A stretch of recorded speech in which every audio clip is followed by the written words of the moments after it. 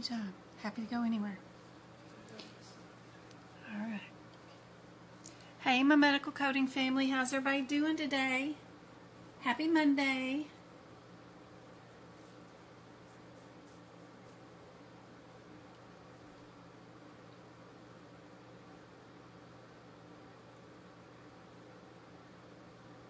We are talking about the CIC certification today.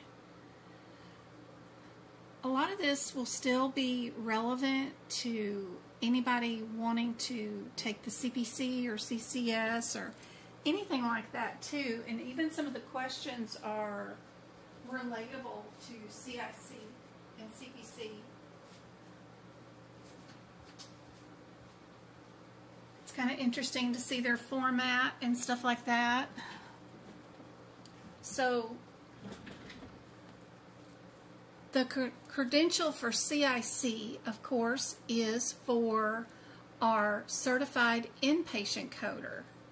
So if you only want to do hospital, right, coding, anytime a patient is in the hospital, that's what they are going to be testing on for this certification. Some of the objectives for that are whether you're doing billing for a teaching hospital versus their departments like critical care access, ambulatory surgery centers, some of their outpatient hospital departments, learning those differences between those, what kind of forms they use for coding, some of the conventions, and using their diagnoses and stuff like that. They use an extra book, so instead of having just ICD-10, HIPPICS, and CPT, they use another book called ICD-10 PCS, which is ICD-10 codes that are procedure codes. Isn't that crazy?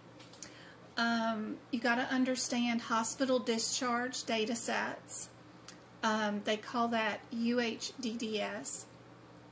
And there's a wide variety of different inpatient guidelines that happen with CIC, like you can bill for suspected diagnoses as if they've already got it. You got to develop and understand how to code off of operative notes. So you might not have a SOAP note, but you're going to have an operative note. So you need to learn how to use those. The differences between some of the inpatient and outpatient services and payment methodologies called IPPS and OPPS. You got to understand the differences between MSDRGs and APC's assignments, and understand compliance and rules in auditing for hospital facilities. So super cool certification. It does have a lot of fill in the blanks. I think it has some multiple choice. You do need to make a 70%, just like an AAPC certification. Let's see. They do have a set of practice exam questions, A, B, and C. Some of them are multiple choice. Some of them are fill in the blanks.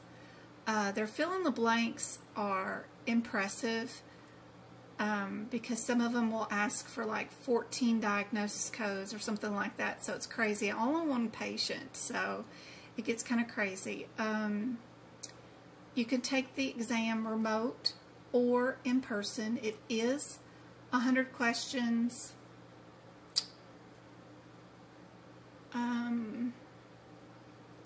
Trying to see.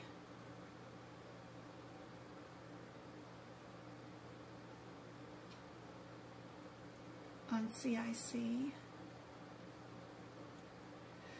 AAPC's website isn't the easiest. definitely need to get the study guide because there's going to be a lot of rules that are not inside the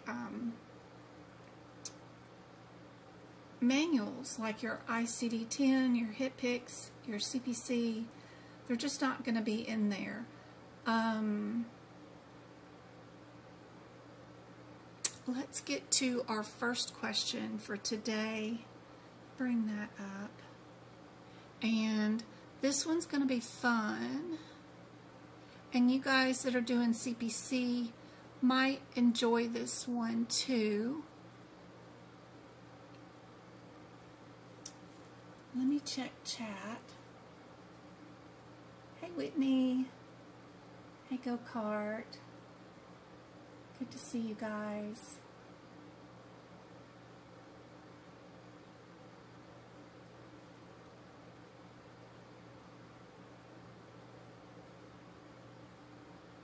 Okay.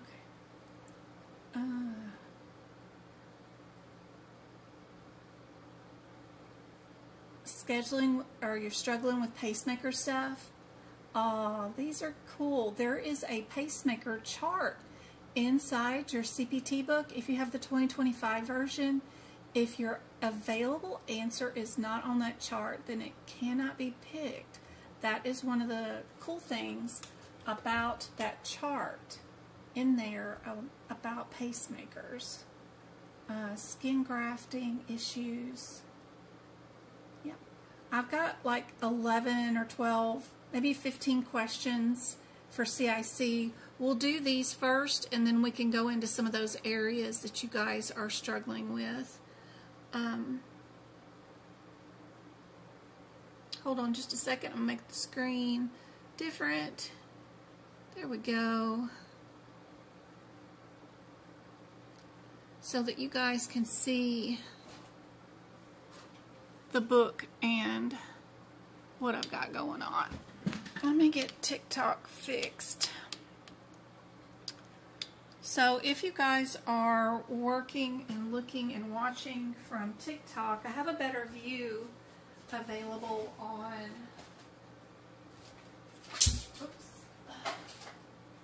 YouTube if you guys want to watch the YouTube view. But let me see if I can't get this working a little bit better for you guys. Back this screen up some so that you guys can see the question and what I've got going on here.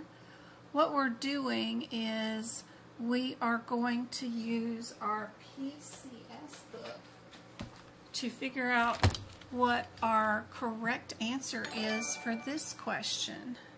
Get the red lines off. So we've got 4 available answers for our exam question right now for our PCS question. Reading and making notes. Alright, so first thing we need to know in looking at the available answers, are we in 04 or are we in 03? That's our first little difference. It's just knowing that is super helpful. What's our differences? Up at the top, these numbers and charts are found by the first 3 digits. So 04 and 03, just like in any other book, are in numerical order. So it's kind of interesting. So if we go to our 03, we can go to 03H, which is right here, which tells us that 03H is a medical surgery, right, of the upper arteries, and we're doing an insertion. What is 04H? Let's go look. I wonder if that's lower.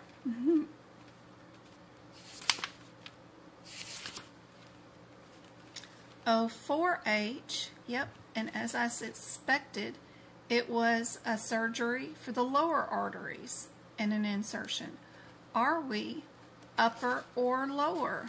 That's our only differences. So we can eliminate two answers right away just by knowing upper and lower. Super easy, not too hard. Let me move this out of the way. All right. Are we upper or lower?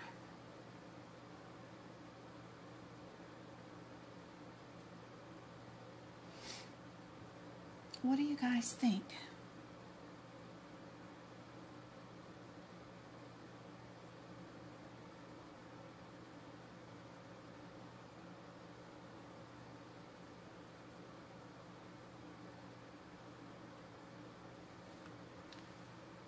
Everybody saying lower?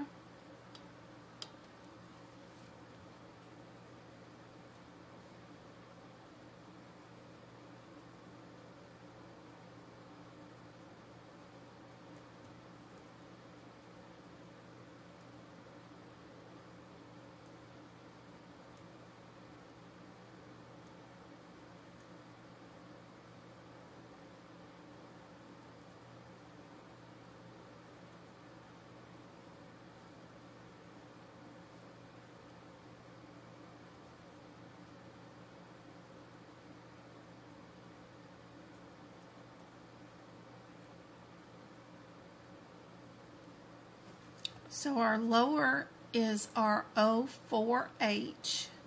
We'll get rid of the two that are the threes, right? Those won't be right, no matter what. And then what's our differences between C and A? It's just whether we are a Y or an L in our fourth digit. So what is our fourth character? So if we bring back our book over again and look at our fourth character, that is a body part. What body part are we in? Which artery? Celiac, gastric, hepatic, splenic, all the way down. We've got our differences as an L is femoral artery on the left, and then our Y is just a basic lower artery, is all it says. So are we femoral artery left or just a basic lower artery? We can look back at our question, right? And we do have our left femoral artery, so you know that that digit that's different needs to be an L. And see, not too hard. Anybody can do these, even if you haven't really looked at the books and don't know what this is. It's not too difficult. It's just something to look at and play around with. Super cool. All right. Next question for CIC, right? Thanks, guys, for tapping and sharing the live out. Appreciate it. If your hospital uses an EHR for all the documentation for all services, including coding and billing, your town is hit with a tornado, and your hospital is badly damaged, including the servers, network, connections, and the computers. How do you provide medical records for patients that need to be transferred to other facilities for their care? Really important question. These are things that hospitals and medical groups need to figure out before they happen, right? Answer A is you don't need to. Answer B, you obtain copies from. Answer C is you wait until your servers have dried out. D is fill out downtime forms. What do you guys think is the more reasonable answer? Still, again, not too hard, right?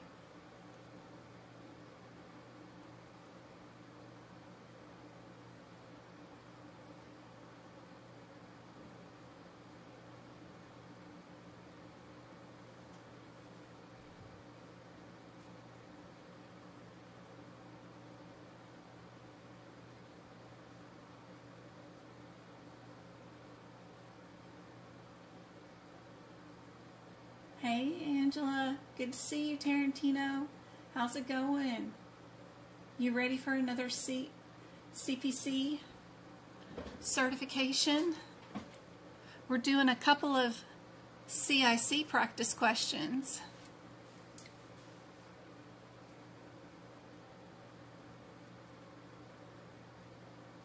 I've got no one answering on YouTube at all. Anybody want to try it out at all? Just a little bit, just to see. We got 23 people on, 17 likes. I've got 38 people on TikTok. I do have a couple of answers. So if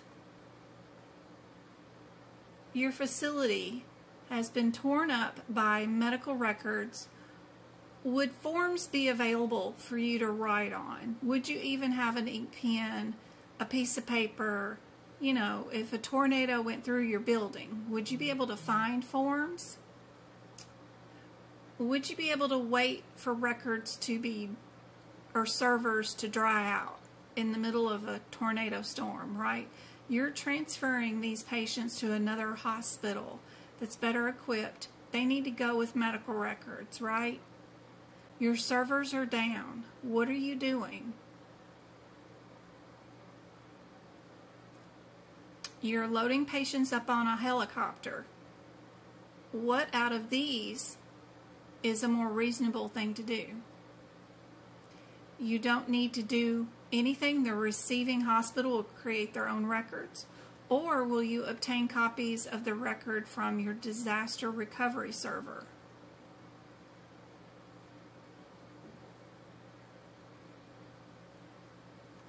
Thanks, Twinkle, for liking the live. Thank you, thank you, thank you.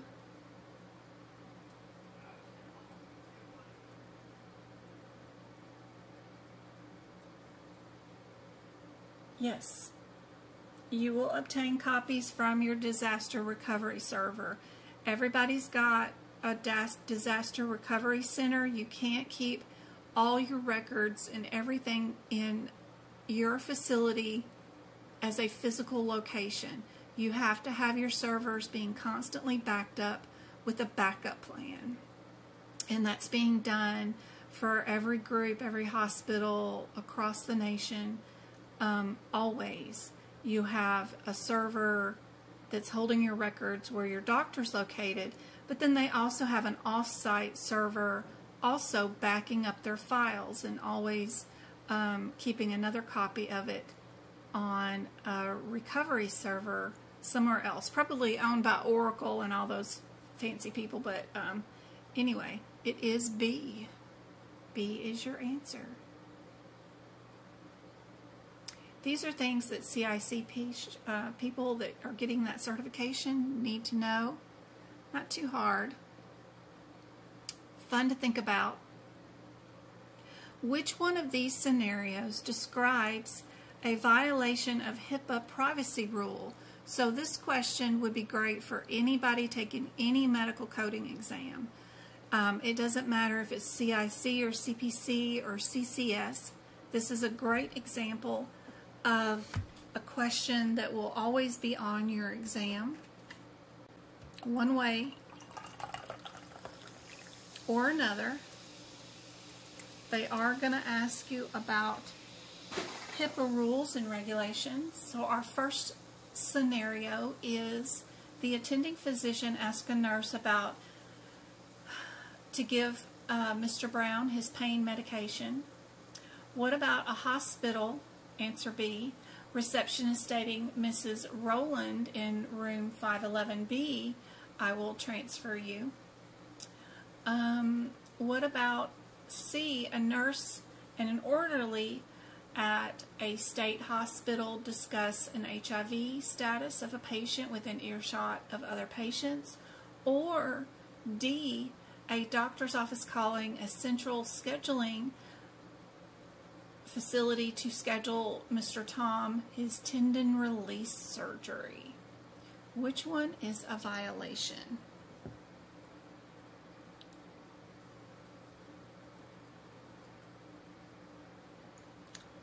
What about recording TikToks in patient rooms after the patient has left the room, and you notate the way that they left the room, the condition that they left the room in. That's also a HIPAA violation. Do not make TikToks on the job ever for any reason whatsoever. If you are your social media rep for your company and you're making TikToks for your own business, make sure you're not making fun of anybody. That's always the best thing, unless it's of yourself, I guess. Yes, C is your answer. Everybody knew that one? There is a link you can go to. You can look at the hhs.gov HIPAA for professionals. There is a privacy and guidance permitted rules and regulations listed there. Sometimes with other certifications they ask you diagnosis stuff. Which of the following diseases is a malignancy of the lymphatic system? You still need to keep up with your knowledge of the body and anatomy and diagnoses, no matter which certification you take. Anybody on YouTube want to try this one?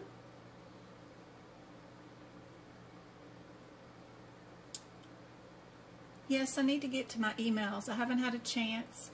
Been overwhelmed. Need to get to those today. I have a class I have to prepare for tomorrow at 11:30 in the morning. If I have time, I'll get to the emails tonight after I prep for that class. But if not, it's going to have to wait till Wednesday. But I don't have anything scheduled from Wednesday all the way through till preparing for our next Monday live. So I should have plenty of time to get to emails starting Wednesday. Which of the following diseases is a malignancy of the lymphatic system?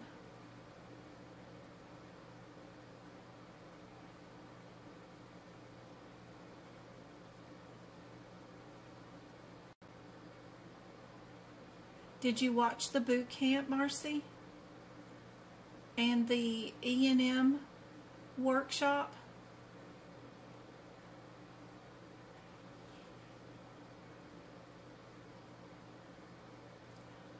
Those two videos have been helping people raise their scores 30–40% from the last time they took their certification exam.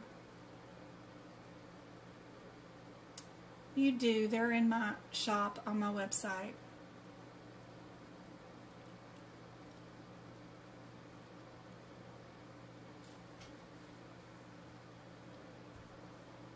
What does everybody think on TikTok is the disease of the malignancy of the lymphatic system?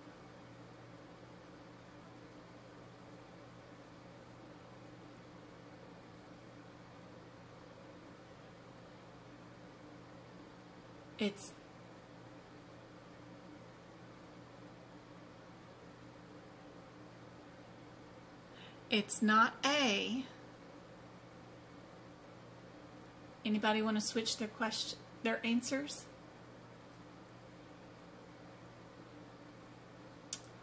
Let me find the verbiage of it.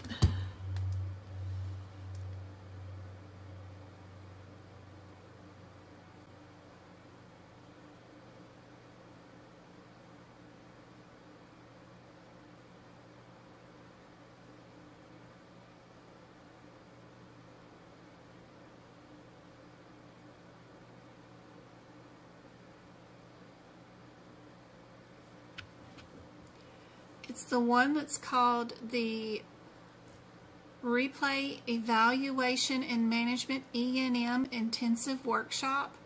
That one, and the boot camp for the 7 hours. absolute best things ever, according to everybody on the internet, especially the boot camp. 7 hours replay. You get the link forever. It won't change. You can use that replay and watch the video in your own time at 7 hours. And then the other one is the E&M intensive workshop. It's 5 hours long, but it's all E&M, from the baby basics of tiny guidelines at the beginning, how to do any of it, all the way to advanced questions. And then the 7-hour boot camp, of course. Those can be found on my website. Just scroll down on the main page. And then there's a little window down here of items. Yeah. And you can scroll through the items. But the first 3 is the boot camp and the E&M intensive workshop. Literally raising people's scores 30 to 40 points just with those videos. Okay, this one is not answer A. So is it cystic fibrosis, Martin-Bell's, or leukemia? Never heard of C? Yeah, there you go. Martin-Bell syndrome is a genetic disorder. Yeah. Good job, good job. Thanks for tapping the screen. Twinkle, love it. Thanks for the heart me. Alright guys, we got 52 people on. Sometimes they ask during a CIC exam about medications that patients are on. So keeping a list, I keep a list in one of my ICD-10 books of ongoing medication list in the back of the ICD-10 book. I did that for CIC because they have a lot of note pages in the back that are available for, you know, writing notes in and stuff. I'm trying to find the book that I did. Here it is. So in the back of my ICD-10 book, I wrote a list of cancer drugs, diabetes drugs, just in the back of my ICD-10 book, because I got all those pages in the back that have the note sections in it, if you happen to have the aapc version. Cholesterol meds, I just, you know, kept a list, and every time I saw some of those practice exam questions that list out a particular hormone that patients were on or a drug of any sort, I just kept a list, because you never know when that information is handy dandy. So for this question, where would we put the classification of drugs that end in PRIL? Is that an antiviral, an ACE inhibitor, a beta blocker, or an H2 antagonist?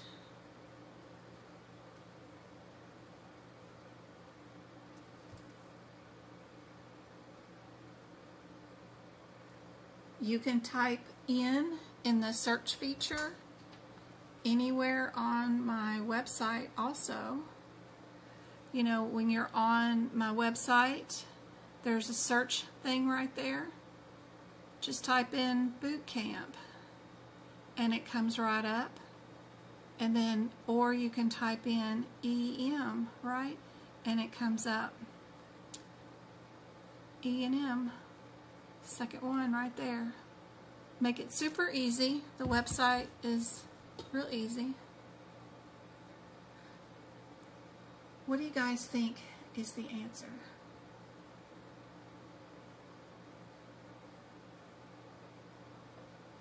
Yes, of course, you still have access to the workshop, boot camps. If you attended them live, the same link that you used to get in on that day is the same link to watch the replay anytime you get ready to. Absolutely.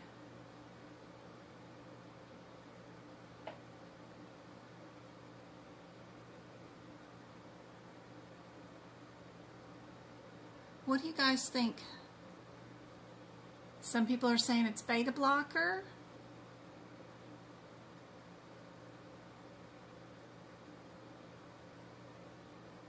Close. If it's not the beta blocker, what would it be then?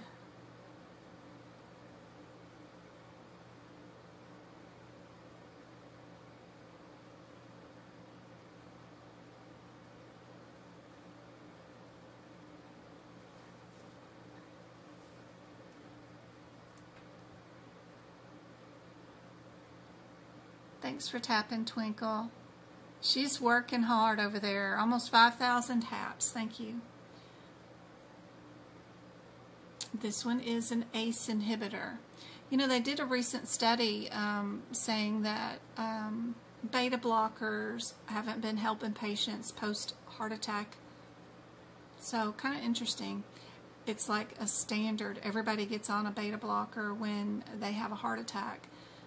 But a recent study said of a blind study of 1,000 patients that they put on beta blockers, and then the 1,000 patients they put on a placebo, there was no significant benefit at all, and then it actually caused more harm than it did damage. It's kind of crazy. I can remember putting patients on beta blockers forever now. All right, diagnosis codes will never leave us alone, even for our CIC. So if we were to do an ICD-10 question for a different certification, same thing. Don't freak out. Just take it one code at a time. Start at the beginning. Are we an I-77, right? Our first number, 3 of them have I-77 in it.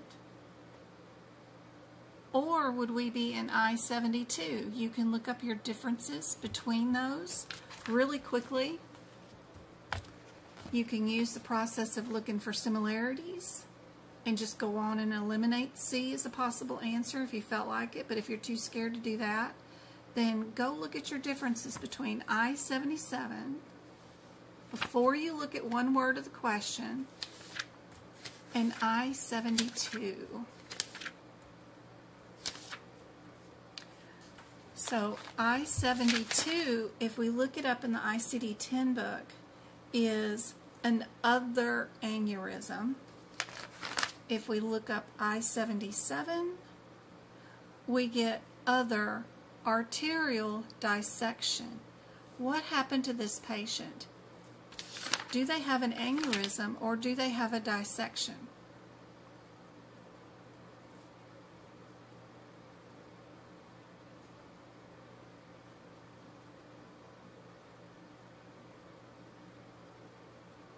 We can see that they do have the dissection right there, right? So we know we can get rid of aneurysm. So that's helpful. Now, our second code, because they do have external causes, right? What were they doing? They were injured, right? We're going to have those guidelines in the front of our book that tell us that you need all those external causes, right, for your diagnoses. You've got 5 of them. You don't always have all 5 when you're in your example, but most of the time you need to know where it happened, what were they doing when they did it, anytime a patient was injured, right? There it is. So for our external causes, we need to know what caused the injury. I move our guidelines to the codes where it affects. So I pulled this from our guidelines. We need the cause, the intent, the place will be our third diagnosis code. The activity that was happening is the fourth one, and then the fifth one is the status. So they had what happened, right? The dissection of their artery is the cause. What happened today, right? Now, I need an intent or I need a place. Was this an act of war or terrorism? Those are the kind of things for intent. If not, then I need the place. So the W code will be the place, right? They were at a community ball field, and you know you need that, so you would eliminate B as a possible answer because you know it doesn't have all your external causes. So we've got our place.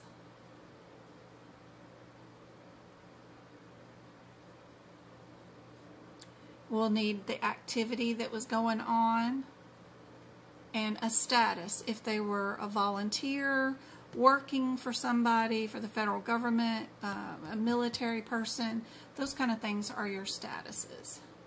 Oops, sorry. And we'll move this. Oops, sorry, wrong one. Grabbed the wrong one. Okay. Where is that one? Move that out of the way. So you've got differences not in the second code or the third code. The only difference you have is the last digit on the last code. Are we an O or are we an 8? So we can go to our Y92 and see what our 6 digit is for our Y92 code.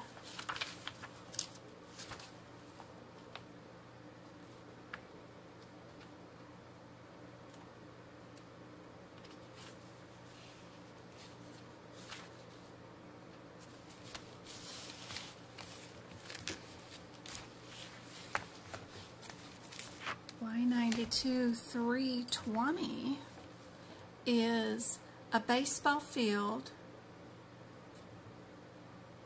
and then the Y92.328 is other athletic field as a place of occurrence, like a cricket field or a hockey field. They give you some examples inside your ICD-10 book. So what kind of field were they at? They were at a baseball field. So we know our answer is, you scheduled your exam for 10/27. You've been doing pocket prep and scoring 70s.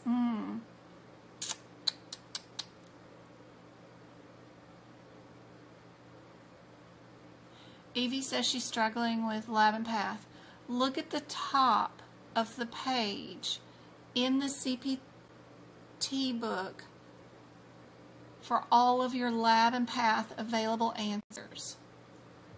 In lab and path, they've labeled that chapters, pages, with what's going on with the test on that page, which is great. I wish the rest of the CPT book was set up like that. Lab path is unique for that. Like, one answer might be under microbiology. One answer might be under transfusion medicine. One might be under the answer immunology. And one of them might be under chemistry. If you just look at the top header of every available answer, that will make more of a difference in getting the correct answer than anything else, advice-wise, that I've ever given to anybody when they take their exam. If they notice the headers of their available answers, like drug essays, suppression testing, therapeutic drug essays, if you notice those and you know the definitions of what that means, right, then you know which answer to pick based off the question and what it's asking you to code. People that understand the header and the relation to what that means to the available answer, in Lab and Path get 100% on their CPC exam every time I've given that advice. So check the top headers. Redo your practice questions, practicing using the top header for the available answers, and see if that doesn't make a difference. If you're still getting them wrong because they're all under the same header, all on the same page, then you're not understanding the relationships between parent and child code. Make sure you watch a lot of videos about that relationship. This question right here is answer A.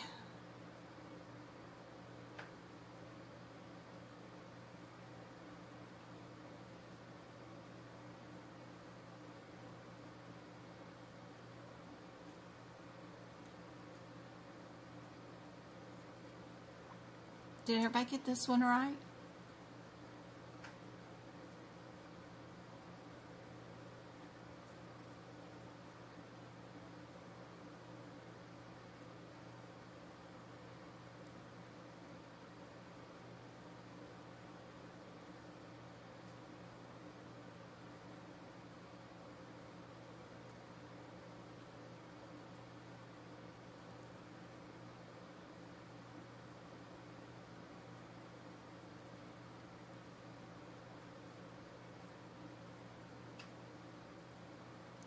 How many major diagnostic categories are there in MS-DRG system? Is there 20, 17, 40, or 25? This is a question that CIC students need to know. The answer would be in their probably study guide, if not in their hip picks. Or maybe even in this PCS book. I haven't explored all of it to figure out what's going on in it, to see what's all available.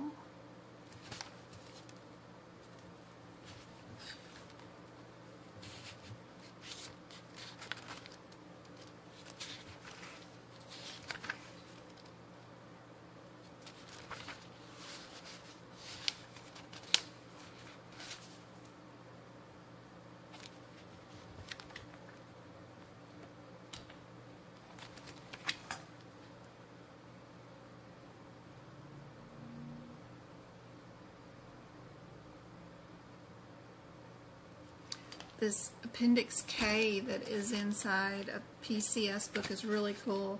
It's a substance definition. If you wanted to know what an adhesive barrier is, they give you the procedural name for it, like Cephra film. That's just an adhesive barrier.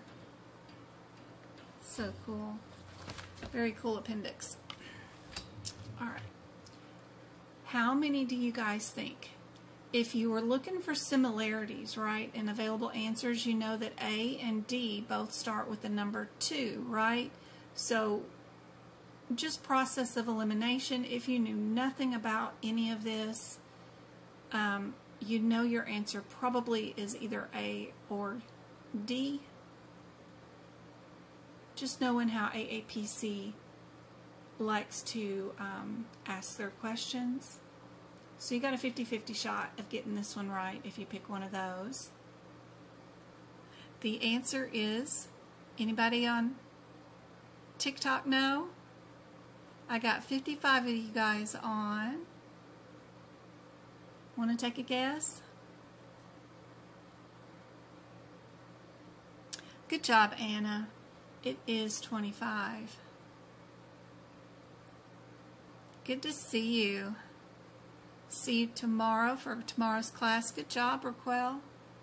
Awesome. Ooh, this one's cool.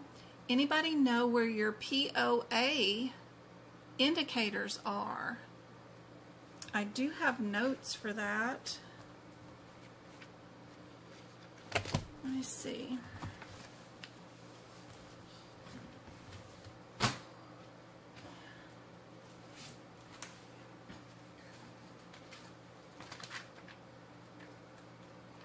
Anybody that's read their guidelines in their ICD-10 book, especially the ones that are written by aapc,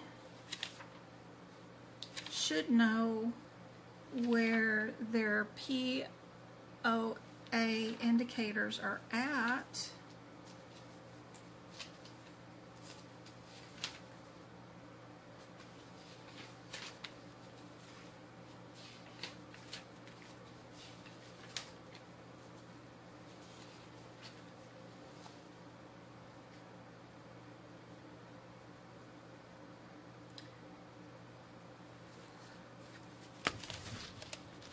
So in your ICD-10 book, right, in the front of your book, right, if we look at this page for our differences between what's going on in our guidelines, you'll see that we will have Appendix I.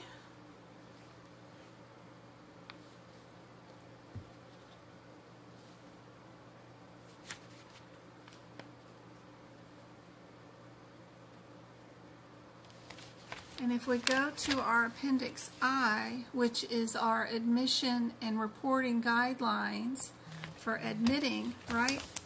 Our first table that we're provided by aapc is our POA indicators, right? Y means that diagnosis is present at admit. N indicates diagnosis is not present at admit. W means that it's clinically undetermined. And number 1 means reporting diagnosis is exempt. So they've got this little chart that you start at the top. Do you know if your diagnosis is present at admission? Yes or no. And then you follow the ways down after that decision. And then it'll eventually get you to either a Y, an N, a U, or a W. So I've got those notes available in my guideline notes if anybody's taken the CIC. So knowing now what the definitions of the Y, N, W, and U mean, if we had a female who come into the ER with shortness of breath, cough, and fever, the ER doctor gets a chest x-ray that indicates pneumonia and admits the patient. Shortly after admission, the patient deteriorates and develops sepsis. In the discharge summary, the doctor indicates that the patient's diagnosis of sepsis, secondary to pneumonia, of an organism that is unknown. A query of the physician indicates it is unknown if the patient was septic prior to admission or not. They could have gotten septic during admission. We just don't know. So what POA indicator would you assign for that sepsis? Would it be a Y? Again, means diagnosis is present at admit. An N, which means the diagnosis is not present at admit.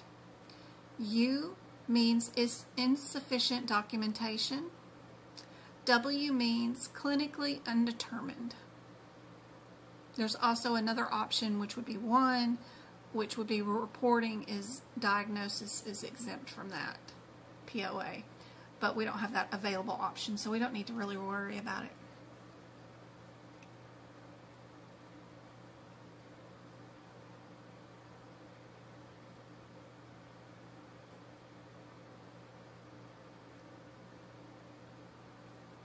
Hey Samantha, how's it going?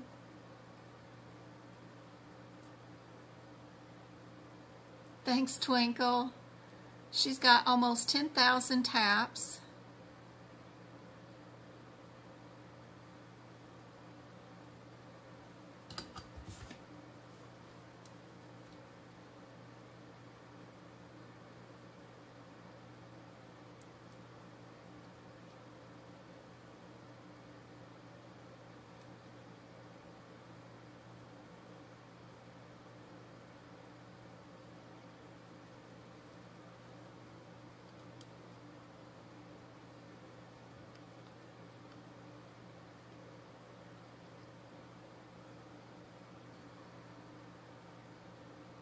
Trying to get y'all a better view.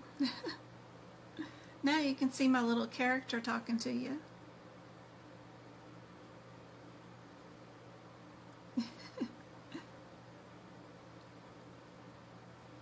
Thank you for the 2 shares. Anna, thank you for the gifts. New York City, 1993. Thank you for the heart me. Anna, thank you for the heart me. You guys are awesome. Appreciate it. And we're over 10,000 taps on TikTok. Aw. You guys are great. Sorry about all the TikTok shop stuff, but it's just stuff that after you've been on TikTok for so long, they end up demanding you participate in one way or another. So it is what it is. Sorry, guys. Every time I post one, I always follow it up with another real talking video about medical coding guidelines and stuff, so hopefully it evens out and helps you guys out. Some of the products are really cool. I'm loving the Kitty Cat Desk edition. That's really nice.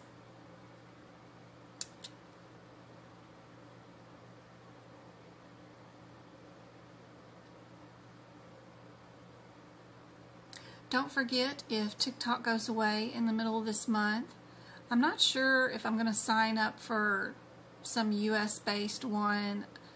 I don't know. It just depends. But, you know, my lives are on YouTube, so be sure to follow that channel. And it has a bell notification too on the site, so be sure and click that little bell thing so that when I go live on YouTube also, you'll know and you can watch the lives there. They're always talking about getting rid of TikTok, but they never do, so I'm hoping it doesn't go anywhere. But I got enough apps to deal with as it is. What do you guys think? POA is W. Good job. Perfect.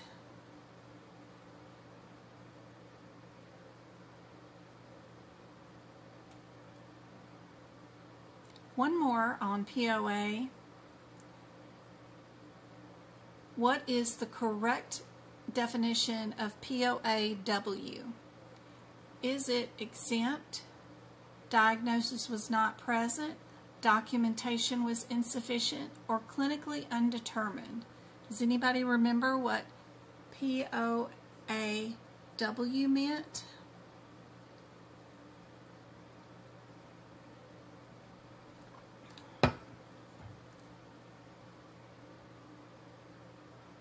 Good job. Yes. Clinically undetermined. There's also a website that you guys can go to learn more about POAs at the cms.gov Medicare fee-for-service payment and hospital coding. They do have a website where you can read all about it if you want to, but what we've got inside are guidelines provided by AAPC. If you happen to have their version of the guidelines, is plenty.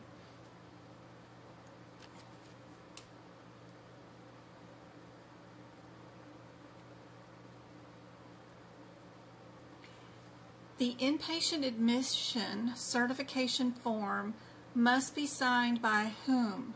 Nurse practitioner, PA, admitting or attending physician, a consultant, or any of the above. Sometimes on the CIC, you might end up with 5 different available answers instead of just 4.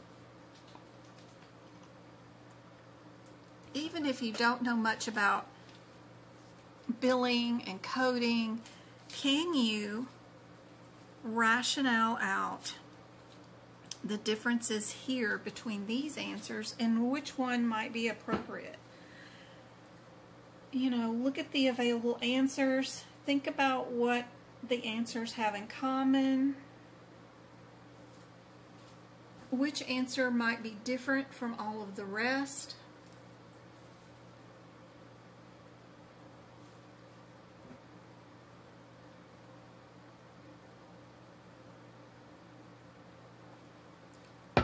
Good job, TikTok.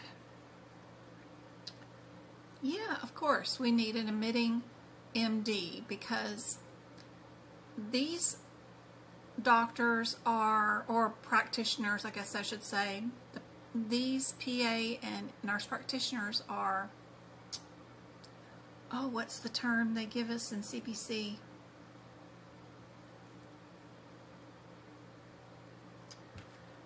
My brain is going to blank.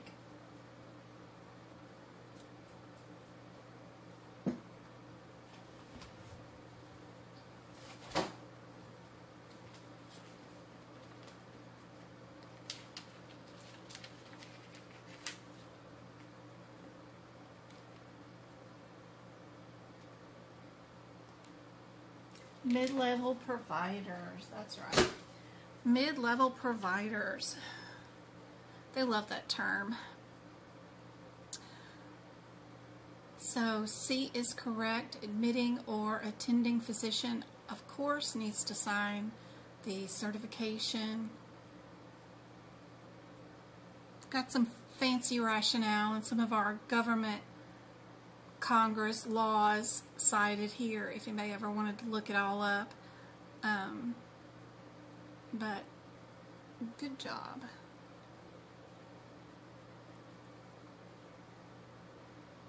Under the Medicare rule, left heart catheterization technical component will be bundled into an inpatient stay, yes or no?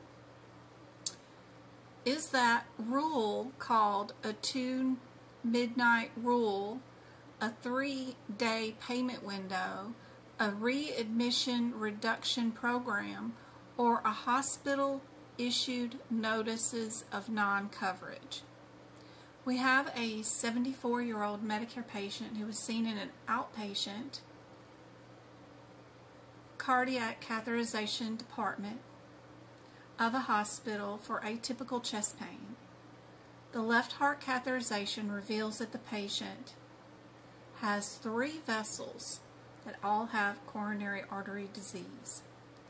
The patient returns to the hospital 2 days later with non-STEMI and is taken to the operating room for a 3-vessel CABG, coronary artery bypass graft. They make new routes of blood supply to and from the heart with other vessels from her body, because the old vessels that came with her when she was born are just so blocked with too much cholesterol and whatever else to make them work. So we'll just make her new vessels that carry out the old vessels' work, right? So under the Medicare rule, will the left heart catheterization technical component be bundled into the inpatient stay? So when she was in the outpatient cardiac center and had that catheterization, does the doctor get to bill for observing or seeing or making the clinical determination that the patient has 3-vessel coronary artery disease, along with the patient returning 2 days later and having that CABG done? Is there a global period for this heart catheterization in an outpatient center? Is basically what they're asking you.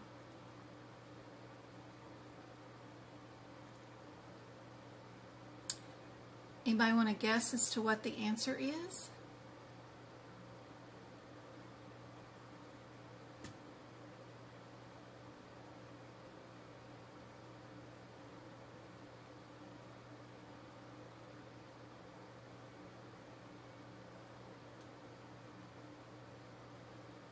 I like to look for similarities.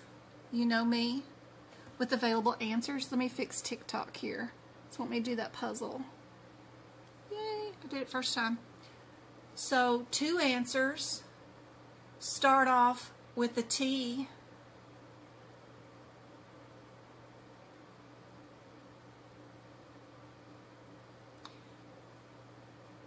Two answers are 3 words. 1 answer is 4 words, and 1 answer is 5 words or so. But I like the 2 T's. I don't know. And plus, one of them is a number. 2, and one of them is a 3. It's kind of neat because they're numbers. Like, is the correct answer going to be a 2 or a 3? They're similar because they start off with a number. So just looking for patterns in what AAPC does and how they write their questions makes me think about those 2 things.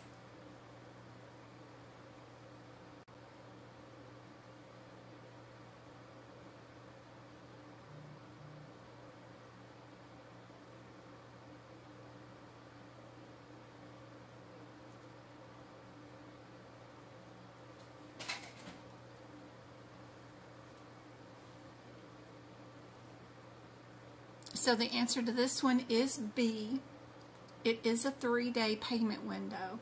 According to CMS, Medicare's 3-day payment window applies to outpatient services furnished by a hospital or hospitals wholly owned or operated by Part B entities who furnish services to Medicare beneficiaries. The statute states and requires that hospital bundle anything that they do to a patient within 3 days of an inpatient admission.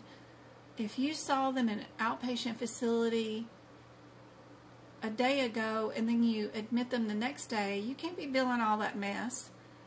That's all going to be included in that window. So, one of those cost reduction things. So, kind of a neat new guideline for anybody taking the CPC exam to know also. Just kind of cool. For CIC, you need to know the different types of DRGs, right? Which DRG system uses degrees of severity of illness and risk to determine DRG. Is it AP, MS, APR, or CMS? Utilizing the tools that I've given you, even if you don't know a dang thing about nothing, what do you guess is the answer? But think about how Jen does the questions. Even if I don't know anything about it, what do I look for? And what is their pattern? What do you think the answer is? What I would do if I was taking the CIC exam, all these real multiple choice practice exam questions, I would have filled out a little sheet in my CPT or ICD-10 book and write down the common definitions that are the correct answers in these areas, making sure I have the correct definitions down prior to exam day. That way I don't have to memorize anything.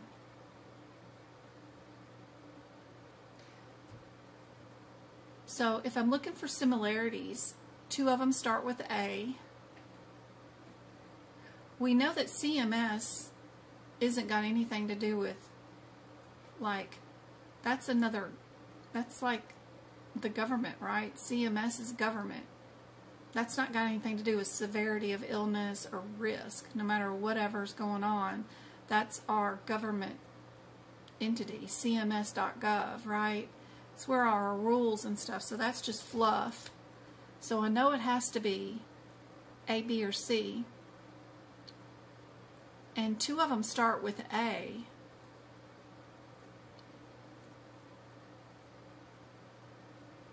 So I got myself down to a 50-50 shot if I think about those things.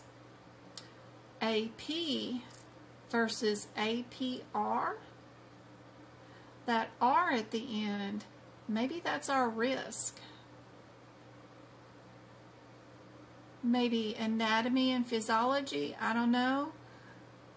I take that when I got my associate's degree. We had to have 2 classes in that. Severity of illness, maybe that's anatomy and physiology. Don't have a clue. But I know what R stands for. It's usually risk. It's the only answer that has R in it. So I would pick probably C. Just playing around with it, looking for some similarities, looking for something that I could hold on to. And yes, it is C.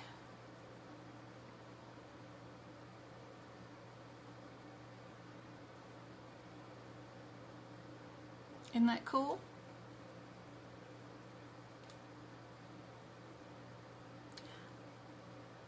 Unbundling, bundling, status indicators, and non-covered services are all things that are on the CPC exam also.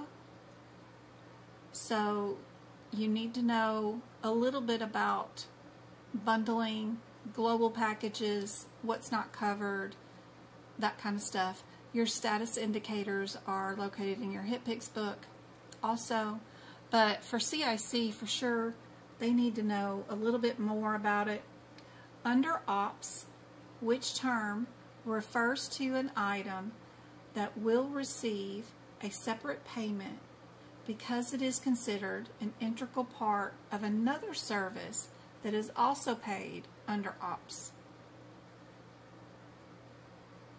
What sounds like it's something that should be paid in 2 different buckets?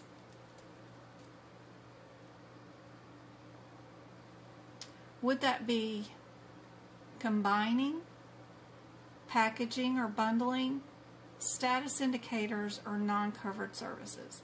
Well, something that's getting payments. Oh, sorry, my computer hiccuped. We might have had like power surge or something, so if it reboots, it reboots. But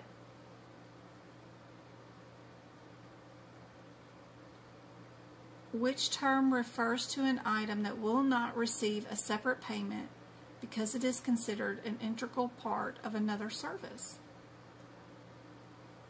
We know it's not a non-covered service because they will be getting paid for a service, but it's not receiving a separate payment because it's part of another service. So it's not a non-covered benefit. It is covered, but it's just being paid out differently. What's some words that you've heard utilized in your day-to-day terms as a medical coder? Is it combining, packaging or bundling, or status indicators? Yeah, it's bundling. Yep. Good job, Jackie. Yep. Perfect.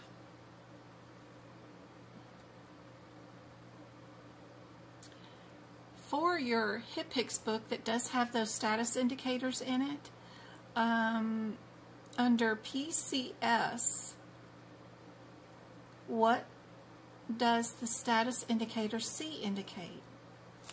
I wonder if I can even find those. Where are they? Where is my HitPix book? What did I do with it?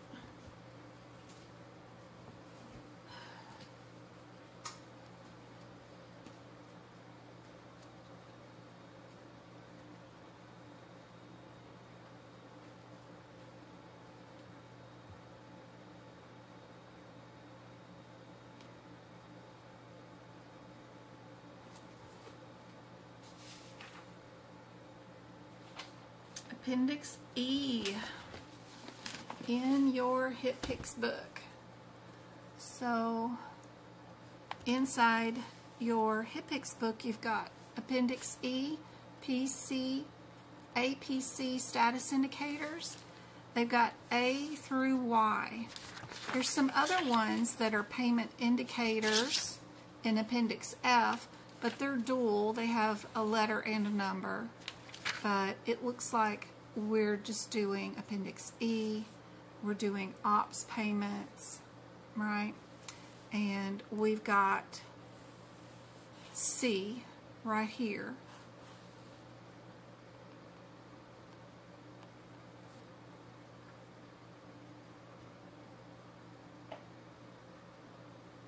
Which clearly indicates what, guys? What do you guys think? Did you guys know that this was inside your HitPix book? I got 23 on YouTube, 26 likes. Thank you so much, guys.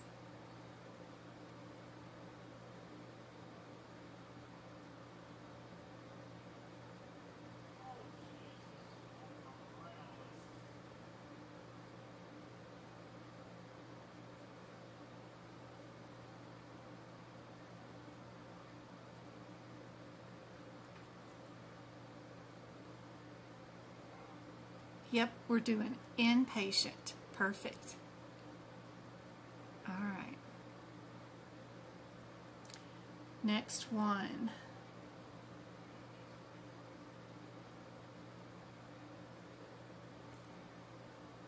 If a patient is admitted for surgery, the Joint Commission requires that a history and physical be taken for review in the patient's medical record. No, that's not required. They've got two answers that say no, or C says within 7 days, or D says within 30 days. 3 of our answers do have 30 days listed in them.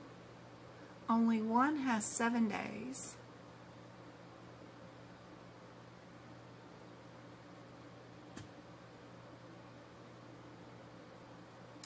If a patient is admitted for surgery, the Joint Commission requires a history and physical be available in the patient's record within no more than 30 days prior to the surgery, no more than 30 days after the surgery, within 7 days after the surgery, or within 30 days of a surgery.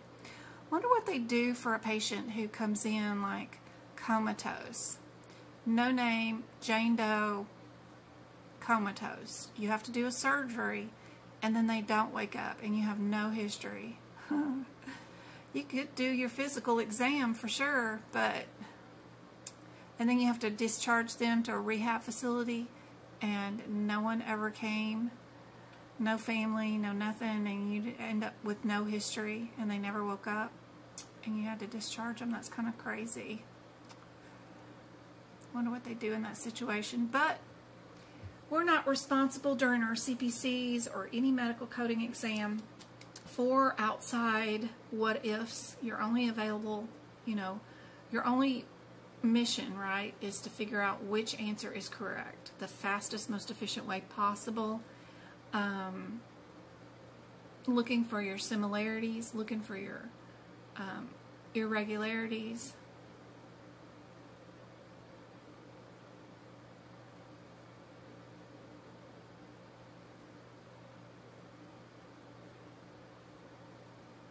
I'm sure the Joint Commission requires it at some point. I think the no more than or within 24 hours, that verbiage, if you know anything about the medical rules and how Congress writes up all the rules for all this stuff, what's covered, what your health plans can cover, what they can't cover, they're not very articulate, and all this just seems like it's too much verbiage for them to write up. No more than prior to surgery, no more than after surgery or within. That's just too many words for Congress to write up. Personally, I think it's one of these, within 7 days or within 30 days. Just guessing, knowing nothing about Joint Commission myself. And what's the normal turnaround time? Is anybody going to have time to audit anything within 7 days of admitting anything? You always have 30 days to pay your bills, so I'm assuming the answer is going to be D, just thinking it out loud. Christy says it's A. Thrump says it's A.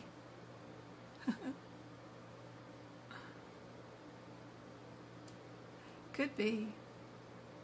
I think it's too funny.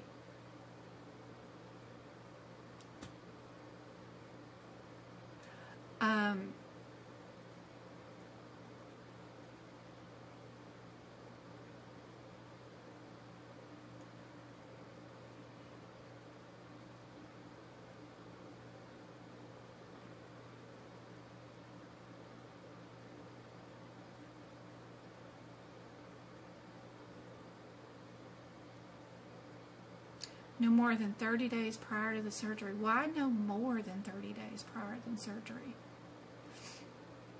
What if they're comatose or within 24 hours?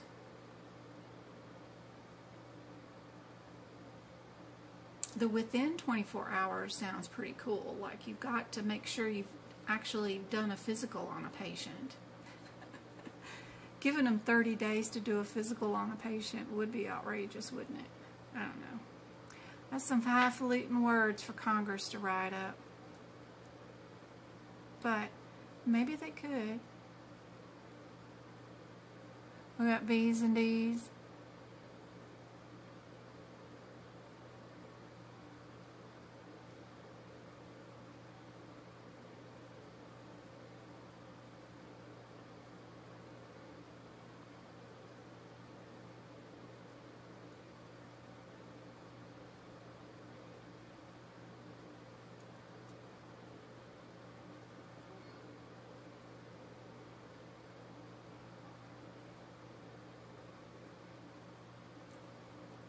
Yeah, you guys might know more than me.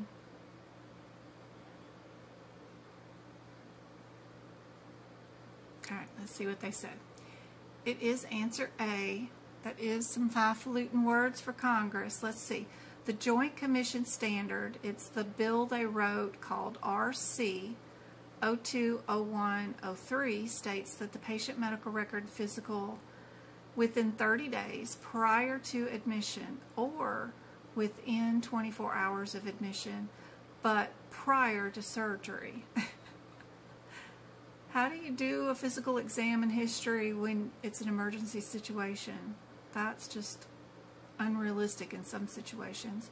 An update is required within 24 hours after the patient physically arrives for admission, registration, but prior to the history and procedures requiring anesthesia services and HMP is over 24 hours old.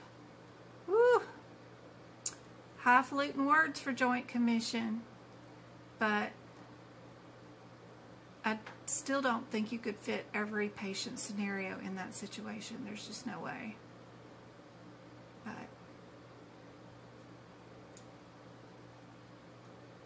I'm sure we can go look up the rules here on the cms.gov website and find more information too. This will be a good question for anybody doing anything in any medical coding certification exam for sure. What part of Medicare would pay for a patient with end-stage liver cancer that's admitted to the hospice for end-of-life care? Who covers that services, those set of services? Thought this was a good question for everybody because I haven't seen this one. And I don't think I've ever presented this one either, so pretty cool question. What do you guys think?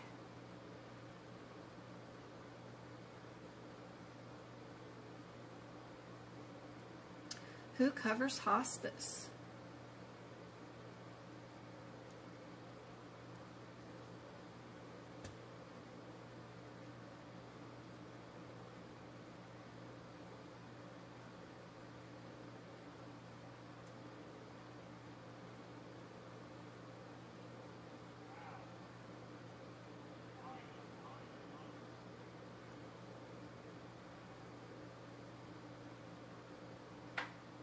Everybody knows that one. Yeah, A is it. Yep, perfect. You can go to www.medicare.gov. What does Medicare cover? Part A. What does it cover? There's a whole list of stuff, but Medicare in general covers your hospital care, your skilled nursing facilities, your home health care, hospice, and home health services.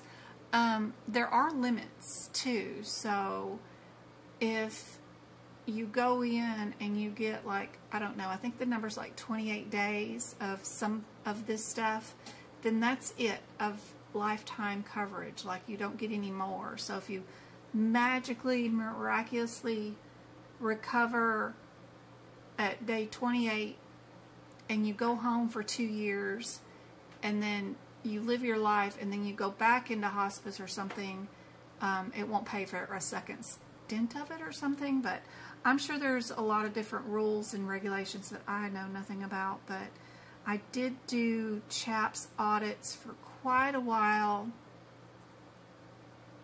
about 8 years ago, and I helped home health agencies or hospice agencies who failed their annual audits. I would go in and do their corrective actions and fix their books and their staff training for this kind of stuff, and then have them re-audit again so that they could keep their Medicare license. I did it as a contract side job with the boys. Gosh, they were in 1st and 2nd grade. So they're in 11th grade now. So that tells you how long my Medicare knowledge is on all this stuff. But I know there's limits. There used to be limits. Because I remember teaching them both remotely from home. I was working a real full-time job remote. Did that part-time in person, on site, and was teaching the kids 1st, 2nd, and 3rd grade remotely, you know, of course, from home.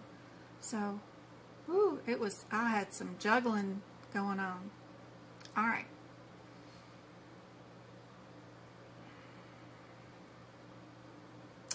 An external audit notes a trend of incorrectly coding cardiac catheterization procedures. After the auditor issues a report, what are the next steps a coding department should take? So, would they review the results? Would there be no other steps needed? Would they implement any recommended changes, or would they review the results with staff and educate?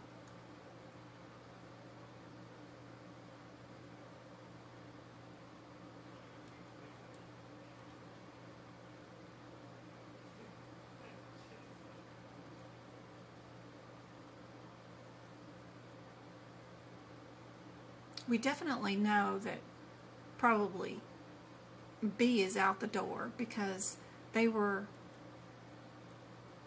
found to be incorrectly coding cardiac catheterization procedures. So they need to do something, right? None would not be a corrective action. I told you guys that I did that for home health agencies and hospice agencies, and you had to write a corrective action, you had to put it in plan, you had to train everybody in this office that had to do with anything that you failed on, the new policies and procedures for that failed part of the audit, and then you had to audit your training to see if it was effective, right? You had to implement whatever changes you did, and then you had to do some spot audits. And then you continue doing the spot audits forever. Whether you do it once, twice a year, or whatever, you just have to have a plan in place that you will always check on that from here on out forever and ever. And then that will make Medicare happy. So As long as you've got the results of those audits and you can prove you've been doing that, then they'll allow you to continue to keep billing. So what available answer do you think is correct after having that little bit of history? Let me know in chat what else you would like us to go over in my next live lesson. I need to see if Travi has a football game Friday night or not. I don't have my calendar on this particular phone. I can't tell. But if I can, I'll go live Friday for 2 more hours. If not, it'll be Monday. But what do you guys want to go over for our next live? Let me know what your toughest sections in medical coding are. Thank you for the 4 shares, the 3 heart me's, 16,000 taps on TikTok. We've got 68 people in.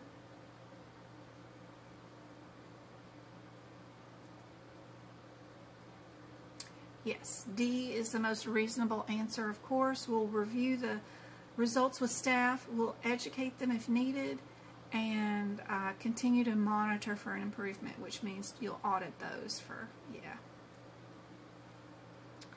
There is another set of rules for False Claims Act that was implemented by Congress for healthcare. And what does it include? So if you're going to be a CIC, a CPMA, probably a COC, you need to understand that there's a law in place called the False Claims Act. What is considered a violation? Sometimes in the COC and CIC or even CPMA certification exam questions, they don't ask you a normal A, B, C, or D question. They might ask you something that combos. Several answers could be correct, right?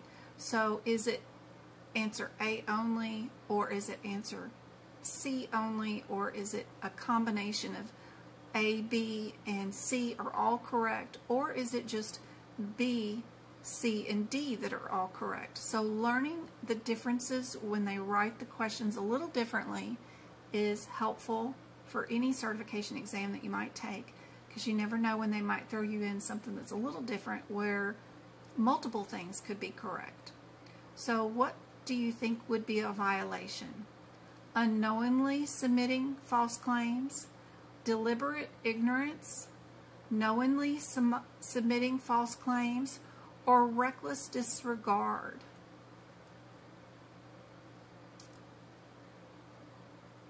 What would reasonably be the correct answer, right? You guys can rationalize this out. What do you guys think?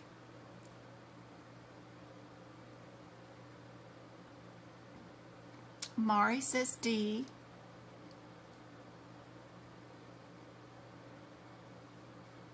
Royal says D also. Yeah. Deliberate ignorance is definitely a violation. Knowingly submitting a false claim, definitely a violation. And reckless disregard, just willy-nilly, not even caring what anybody puts down on a claim and billing it, absolutely. Unknowingly submitting, it might still be a violation, but if you didn't know, you didn't know, right? So we're not going to count I. So yeah, I like D too. Perfect. There you go. The False Claim Act is 3729. That's the number of the bill if you ever wanted to look it up on the government website and read all about it. But there's your rationale.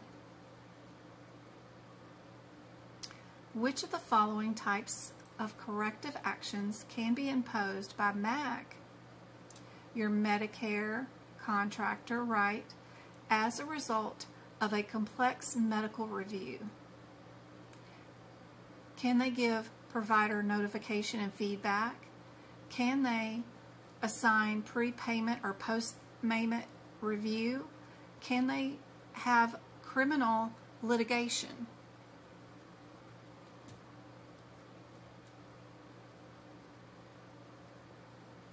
Would only answer I be correct? Just notify and give them feedback. Would be correct, where they give them feedback and they do a review of their payments.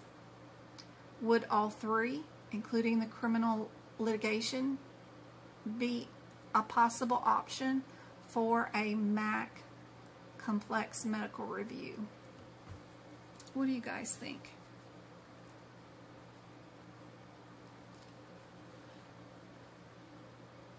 Twinkle, every time I look at your name, I think of the Target logo. I'm like, why is Target in my chat?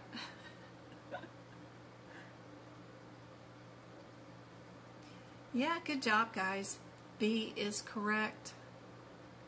They can, if a pattern or issue is found, they can impose some corrective actions, notify them, and then review their payments, right? And maybe take back a certain percentage of their payments. You'll see providers complaining that Medicare comes back 3 years later after they've already submitted payments, direct deposited into these physicians' checking accounts, right? And then they'll come back 3 years later and just withdraw all of it that they paid them 3 years ago. 1 month they'll come in and then they can't make payroll because Medicare came in and took away payment from 3 years ago on something that they were coding wrong that they've corrected since then. So it's kind of scary. You got to make sure things are paid properly and any errors that are found are correctly identified real quickly. Now, I don't know if we can do this one. This is pretty rough. I've got a patient chart here for CIC. I've divided it into 3 columns. So this is just the SOAP note from the inpatient admission. We've got their admit header, right? Their history of present illness. Their past medical history is right here in this column. Their allergies and medications are right here. Their physical exam is right here. Their current laboratory studies, and then their impression is right here. And I know that's pretty tiny for everybody. And then it continues. So whatever this header was for their history, right? This is still their history. This is still their list of medications. And then this third column right here with the Zithromax is still their impression, what they finally did for today. Now, I saved their discharge summary on a page by itself. So the final discharge, and what we're more concerned about, of course, for today is this discharge. And I know it's tiny for you guys, but our discharge diagnosis is exasperation of COPD. And they were given a bunch of meds, right? Nebulizers and all that stuff. Their discharge medications are here. Their discharge plan is here. For CIC, you would need to provide for this patient a list of diagnoses that you took care of on that day or hospital stay, and diagnose them with their diagnoses for the next set of like available answers. This would answer like questions 10 through 25, right? Each diagnosis for this one case would count as one answer. So their impression was exasperation with wheezing. You've got abnormal aortic aneurysm. You've got non-compliance with home health nebulizer treatments. You know, stuff that we need to diagnose. And then there's also no available answers. You have to do this with just the chart. You open up your ICD-10 book and you do this all on your own, right? So you got to know how to code with your ICD-10 book, and then you need to be able to combine multiple diagnoses with guidelines about which one would go first, which one would go second, you know, those kind of things.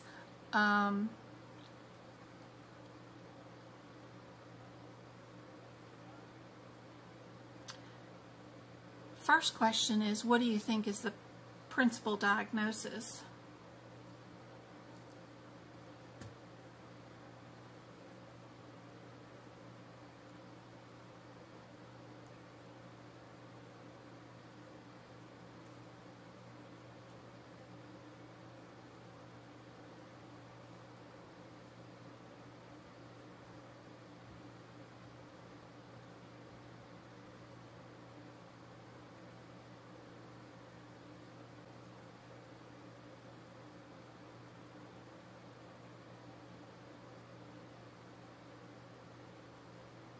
Yes, you can take the, I don't know why you're calling it a state test. We have a national certification, so it's not per state.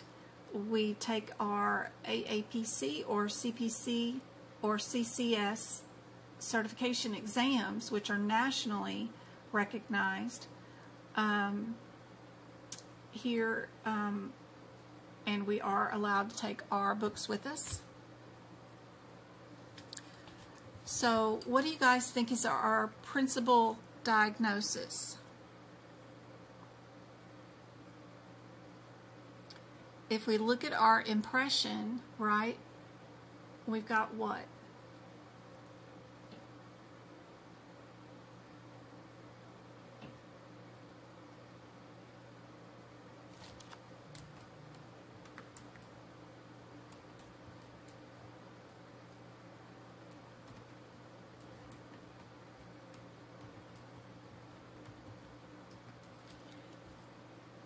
Baby Ruth, you are way behind on the video. Hit fast forward and catch up with us.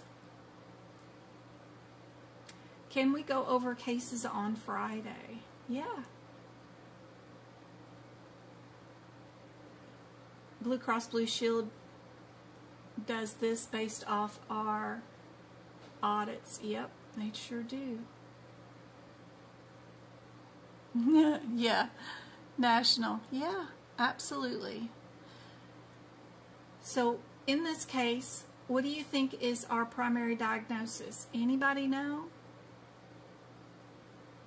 If you did not have available A, B, C, or D, what do you guys think would be our primary diagnosis for this discharge?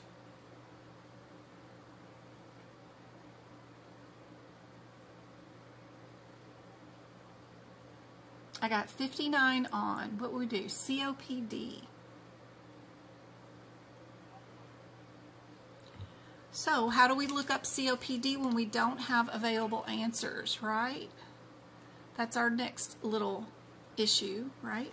So what is our alphabetical term that we're going to use in our alphabetical index, right, to look at? What is our main root word out of COPD? What word? I can't look up COPD. It's not respiratory. Remember, your body part is your indented second level thing. What's your main root word of that whole thing? Congestive is a symptom. Pulmonary is a body part. It's not your primary diagnosis. It's not what you're going to look up in your index. It's oftentimes the last word in your diagnosis set of words, usually. It's not heart. COPD doesn't have anything to do with heart. There you go, Annie. It is disease. We're actually just going to look up the word disease. So if we go to our alphabetical index, and we look up the word disease. Now, what is going to be our second word we're going to look up? So if I go to disease, I'm going to show you guys here.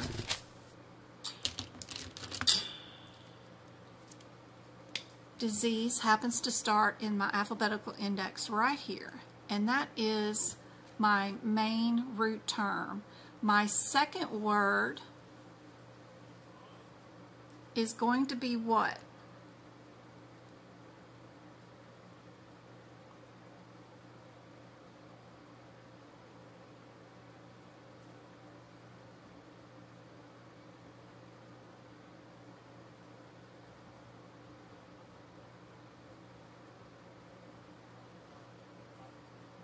Pulmonary, your body part, right? Usually your body part is your second word that you're going to look at. So underneath disease, I'm going to look for pulmonary. It's in alphabetical order, so these are all A's. So I'm going to go to the P's under disease. So a couple of pages over, I'm under liver. I'm looking for pulmonary, right? A, B, C, D, E, F, G. Does it come before S or after S? Let's see. Pulmonary. All right. I'm at diseases, and up here it says parasite, so I know I'm getting closer. How do I spell pulmonary? P-U. So I'm at P-A, P-E, P-I. So I got to keep going. Again, I'm here at diseases. I'm under pigeon. You can have diseases of pigeons, did you know? All right, where are the U's? Is that after R's? Yep, pulmonary. There we go. There's my next indentation, which is disease pulmonary. Now what indentation am I going to look under? What's the next word in my diagnosis? In COPD. Chronic. Yep, my next indentation over is the word chronic. Our first word under pulmonary is artery. Our second word is chronic, and then right next to it, it's got obstructive. Now we have exasperation. That's not a J44.9, right? We need to add another indentation, right? We're going to add that with right there. Our exasperation. Is our exasperation acute? I think so, with COPD. So that's our next indentation with, and it tells us our diagnosis code is our J44.1. So that's going to be our first diagnosis for this patient.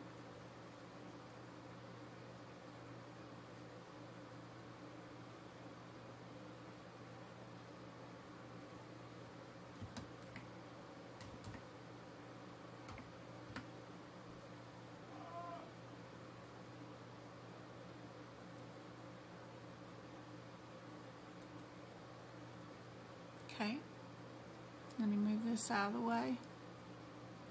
Here we go. I added that underneath the impression right here, right? Just to make it a little easier. Draw.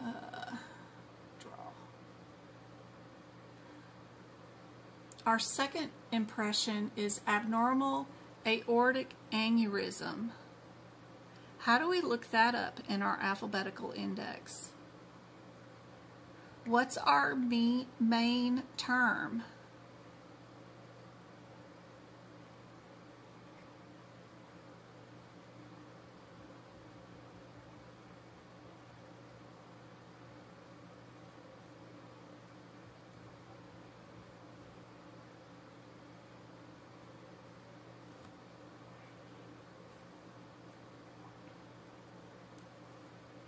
Aneurysm. All right. Let's go to our alphabetical index. Let's go look up aneurysm. They're saying abdominal aortic aneurysm. Aneurysm.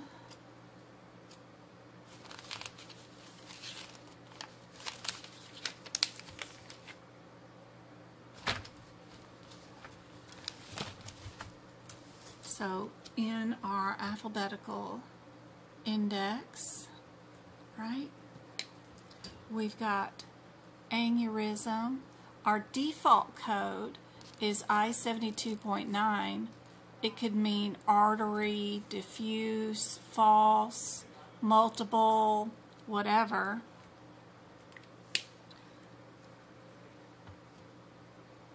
I don't think ours is default in I-72.9 because we have, I think, a location.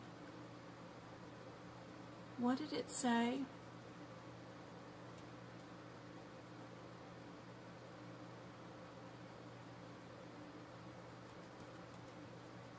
Under physical exam.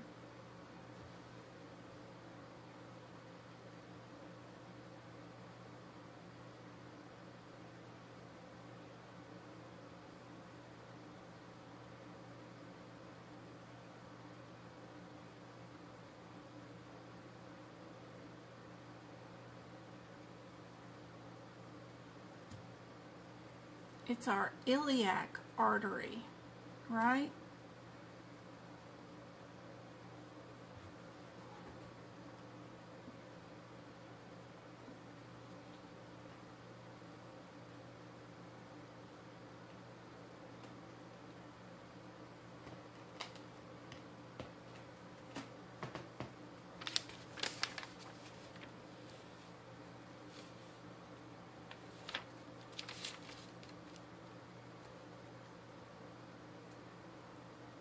Yeah.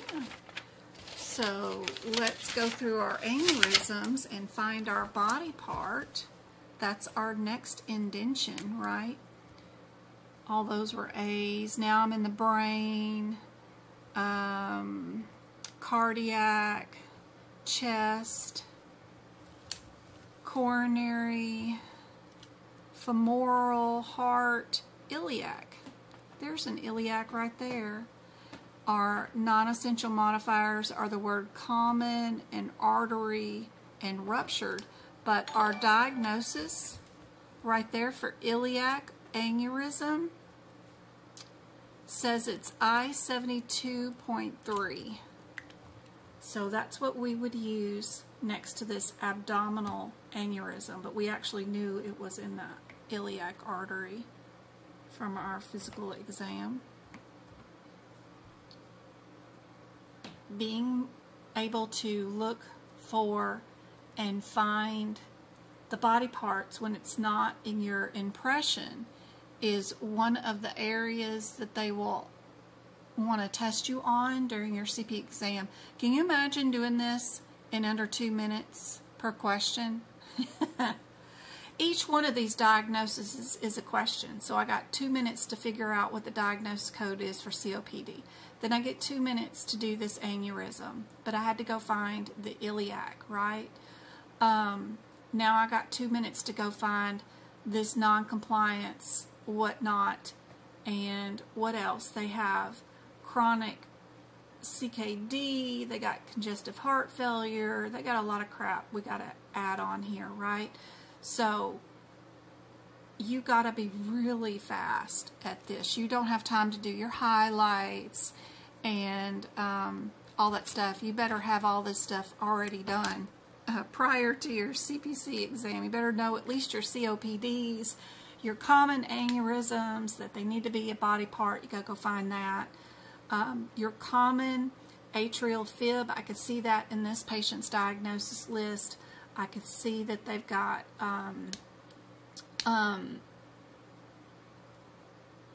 status post placement of items into their body that might need to be diagnosed. They've got gout, hyperlipidemia, things that you should already know. Common diagnosis is first. They got a missing organ of their gallbladder plus an appendectomy, so they got 2 missing organs. You got to know those diagnoses right away. You got 2 minutes each to get all these in during the CIC certification exam. So common You know you're going to have an atrial fib. You know you're going to have a COPD. You know you're going to have a chronic renal failure, right? So all those you should have basic muscle memory, finding them in your alphabetical index, already having them highlighted and ready to go. What's another diagnosis that we need to look for? What about our CKD, that end-stage renal disease? Well, I don't know if it is end-stage. We need to figure out what stage their renal failure is. What stage is their status post? They are getting dialysis, so that does mean end-stage renal disease. So we know that that diagnosis code, I happen to know it by heart, right? N18.6, because they're on dialysis, will be added to their diagnosis code list. Super helpful to know that one by heart.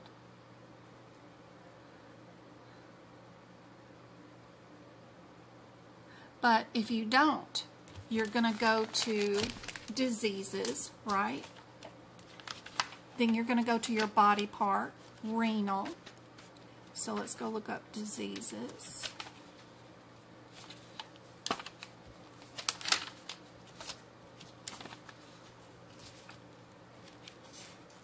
Lord, you can tell I don't have the muscle memory for looking up the word disease. You really need to get that down. Diseases. Then we're going to look up our renal.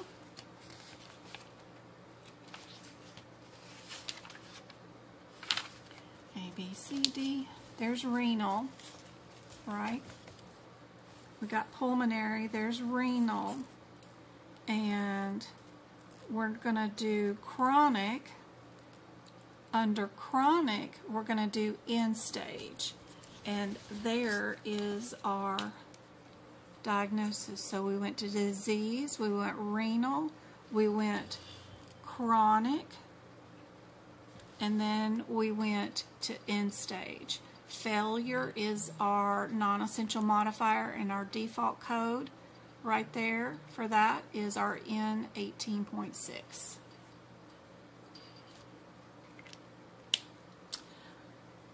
What's some other diagnoses we need? We did the iliac, we did the...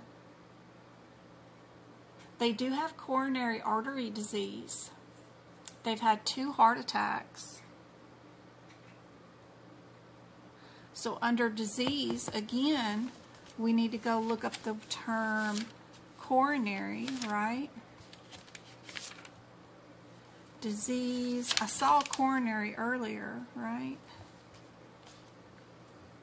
Artery, coronary, yeah. So we'll highlight disease, we'll highlight artery, and then we go to coronary. And our code is our I25.10.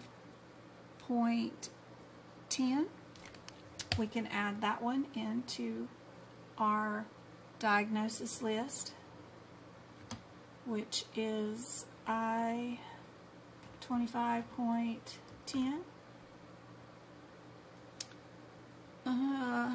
Hyperlipidemia. That one's easy. It's just that one word. So we go look up hyperlipidemia, but you got to know, does the I come before H or H become before I or whatever? You know, you got to know your alphabet really well. Hyperlipidemia. H-Y. Hyperlipidemia. You got to know how to spell things. You think it'd be easy just running here. Hyperlipidemia, right here.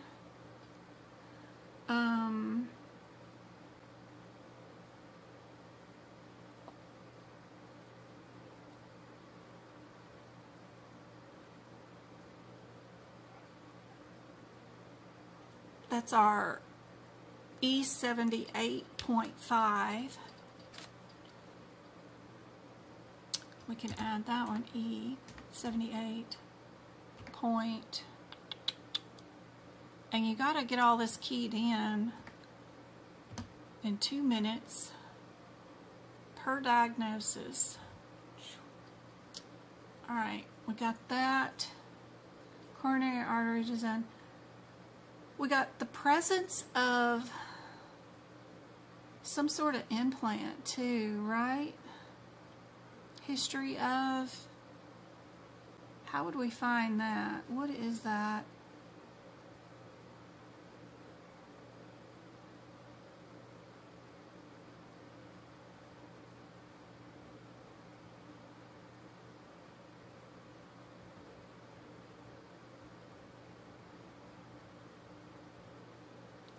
They have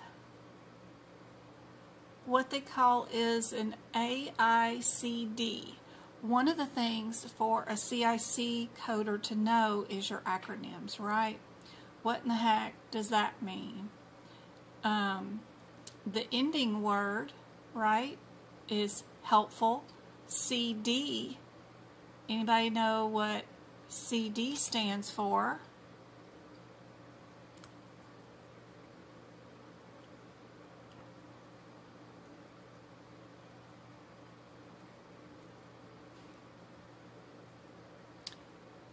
Defibrillator. You can guess what the C in front of it means. Cardiac, right? I would be implantable, right? So if a patient has a history of an implantable device, right? What word are we going to look under in our alphabetical index to find that one?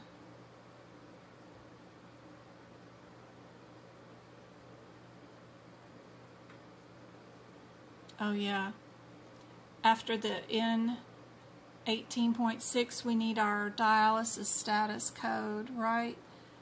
Z99.2, those two go together no matter what. Every time you do an N18.6 you have to have your Z99.2. Don't forget that. Lord, I almost did. Twinkle should have yelled at me for that one. We went over that in class.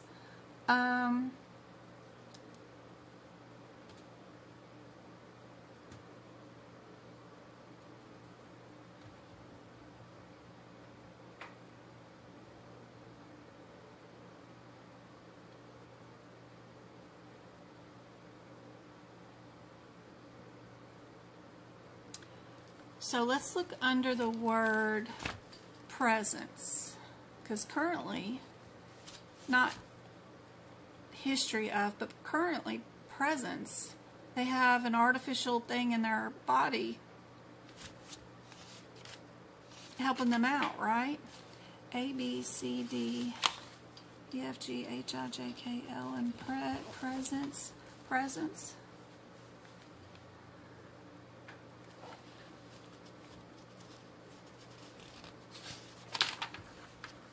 Not pregnancy, presence. Presence of. So in your alphabetical index, find the word presence of, P-R-E-S-E-N-C-E, presence of. Is it an ankle joint implant? What kind is it, right? We'll look down through these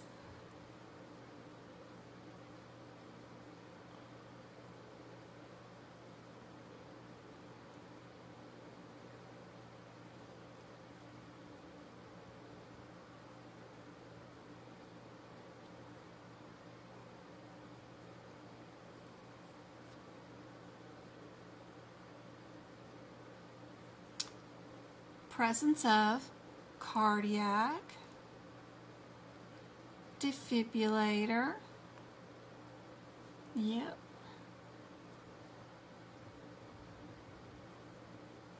and it says our diagnosis code is the Z95.810.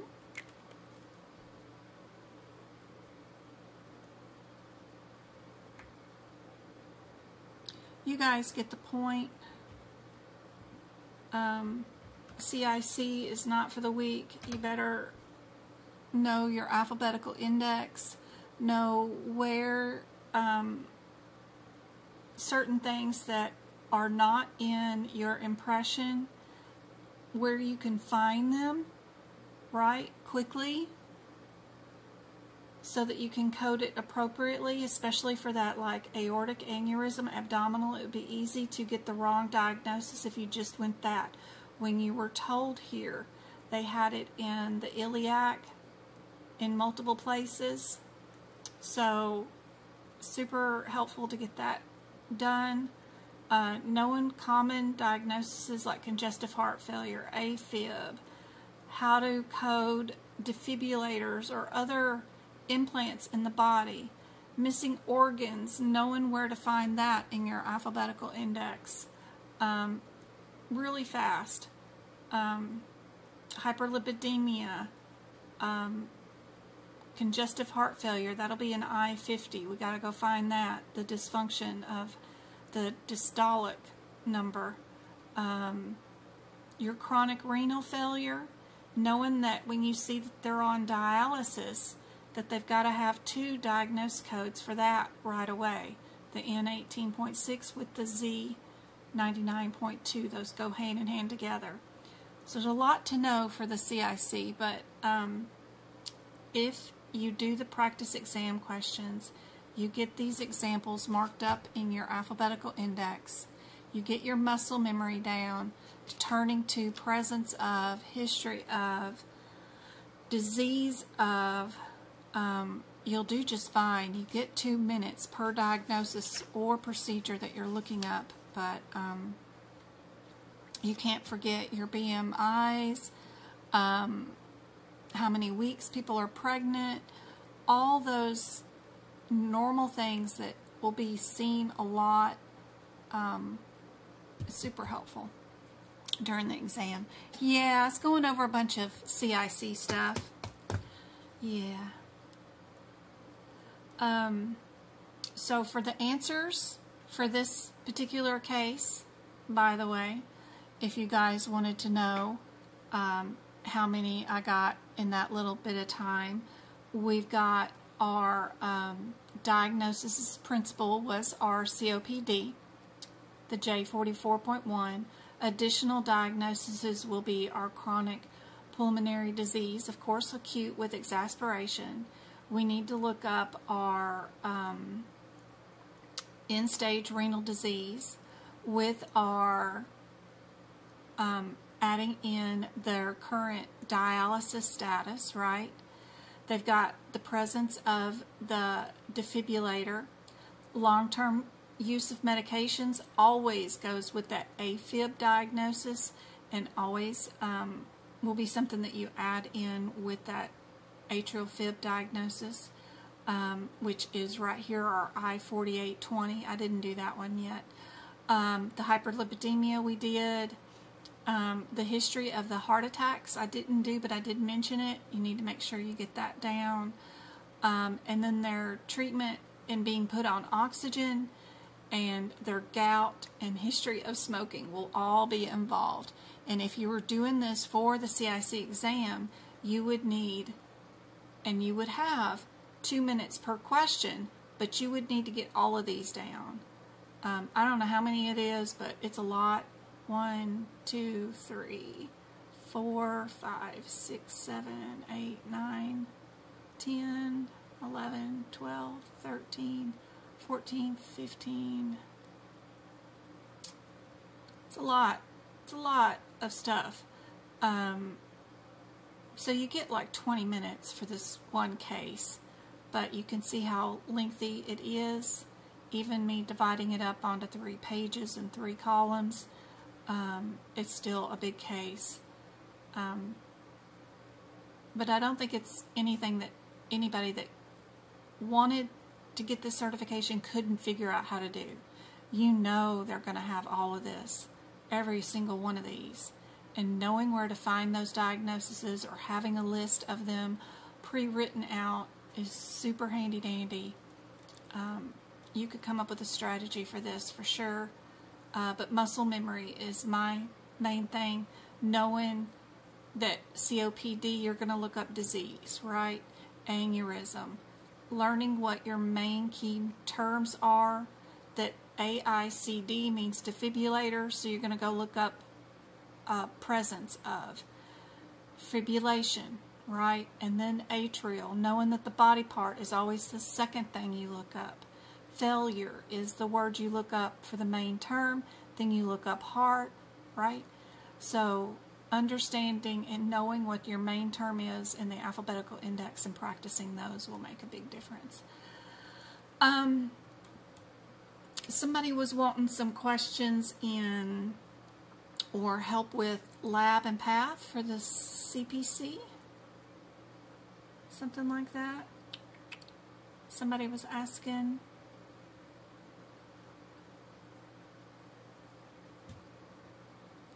Or at least overall help with lab and path.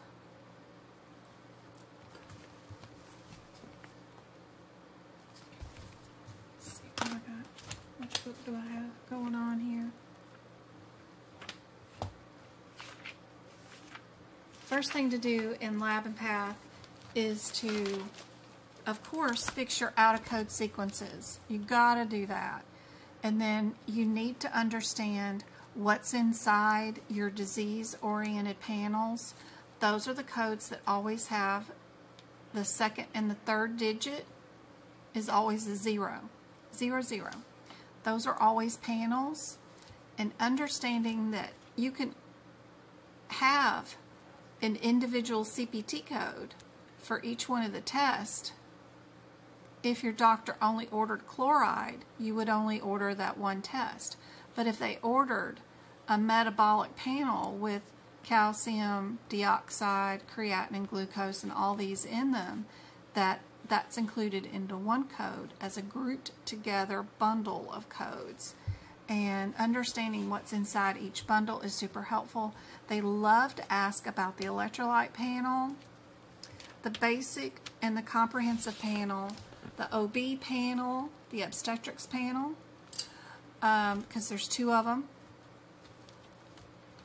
and the renal panel versus your hepatitis panel, because they're both about the same sort of subjects. So understanding those differences is really helpful.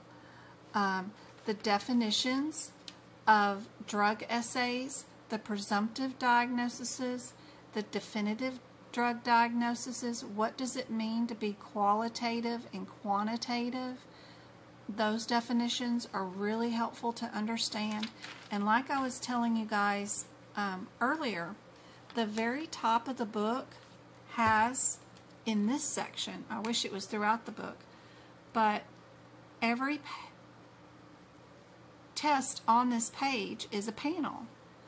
And then every test on this page is a clinical consultation. Every test on this page is a molecular pathology. So each page has a header that you need to clear for your available answers. Is your question doing a pathology, or is it doing an essay? Right? What's the definition of an essay or an analysis? What does that mean? Or am I doing a chemistry? Right? What are they asking me to do in this lab question? Am I doing blood?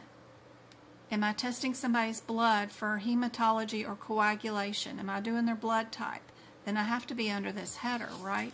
If you clear these headers, then you know you're on the right page for possible answers. Am I doing immunology?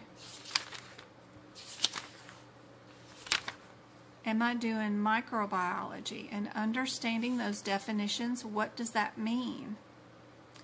If I'm doing microbiology, there are some differences. Am I doing a nucleic acid technique, or am I doing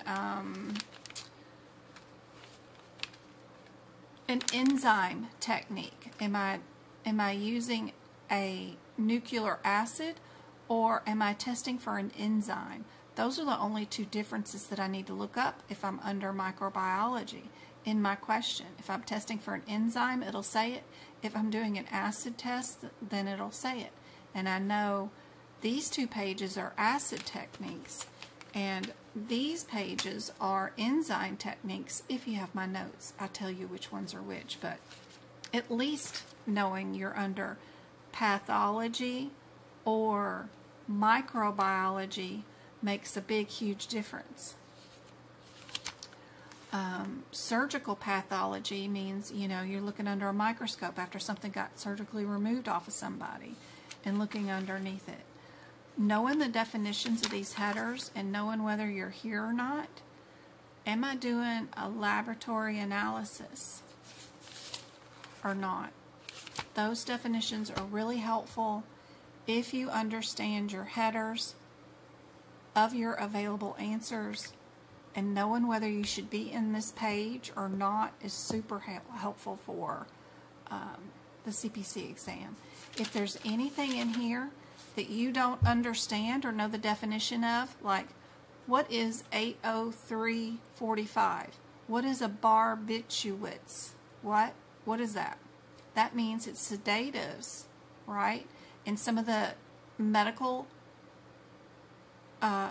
medications have the word fluorescent in them, right? If you haven't gone through and defined all of this stuff, what's a buprenorphine, right? That's a tranquilizer, right? What is cannabinoids? Some people know what they are. Some people are like me and didn't know that that word was related to the California song from the Eagles. I didn't know. But there's a difference between natural and synthetic. It's also called THC. It's also a psychoaddictive drug, right? If you haven't gone through all these and defined them and looked up what their names might have included, if you know what's synthetic, what's natural, then how can you pass your CPC exam if you don't even know what some of these words are? Gabapentin, non-blood. That's for neurological pain, like diabetics, right? That's our 80355. So anything that you don't know or understand in a CPT code descriptor, then you need to look up. Our 80356 is a quantitative drug screen. Some of them are qualitative. Do you know the differences? So anyway, my notes help with that kind of stuff if you need them, but it does take a while to write them all in. Some things are like 80187 is an antifungal. 80179 is just aspirin, but it's got a fancy term called salicylate, whatever. Anyway, go look up your words. What do they mean? That is super helpful. If you watch my book prep videos for Lab and Path that are in the YouTube membership, you can watch me do those pages code by code because I have them many nights recorded myself doing those particular notes page by page. They're with you guys, and those videos are saved in the YouTube membership, and I give away 5 of those every time we go live. So I'm trying to get into chat right now so I can go live and give away 5 memberships. So if you guys are not inside the YouTube channel right now, you might want to go over there and join in. If you are using an Apple device, you need to be on a YouTube approved browser, which is like Chrome, to be able to view chat, just so you know.